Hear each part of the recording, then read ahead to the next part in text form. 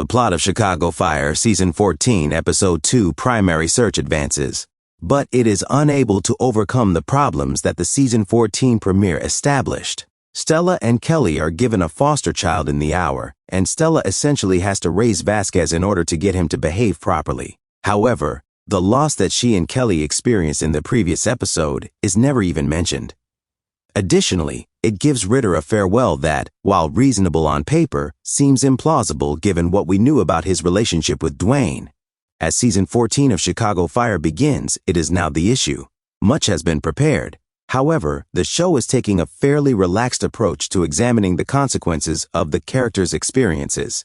Although events are taking place, we don't receive enough insight into the characters' emotions at the time. Even when things are resolved, it's done so swiftly and without delving into the feelings that this program has always examined.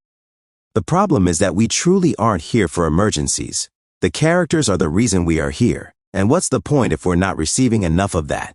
In Chicago Fire Season 14, Episode 2, Primary Search, Stella and Kelly decide to face Isaiah, although it seems like Stella is only teaching the children in the area, and since the other one is acting like a teenager, which is really not Stella's responsibility, at least one of them is a true teen in need of assistance. But once more, that is the stance that Pascal and the show have placed Stella Kidd in. After raising a teenager and an adult, she must let them go, which is possibly the worst part. Fostering is a significant choice that isn't for everyone.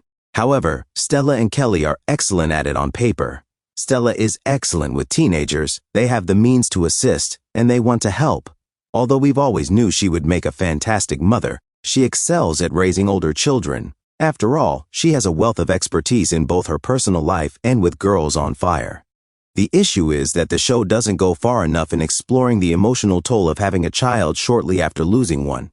This would be extremely difficult for someone in any other situation, but this isn't one of those situations, and in no way, shape, or form could the program suggest that temporarily fostering a child makes up for Stella's loss.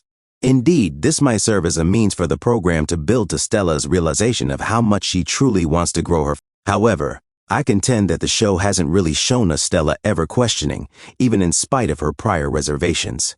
We haven't seen Stella acting anything other than depressed and disappointed about not getting pregnant. Interviews aren't enough to fill in the gaps. Don't tell, show.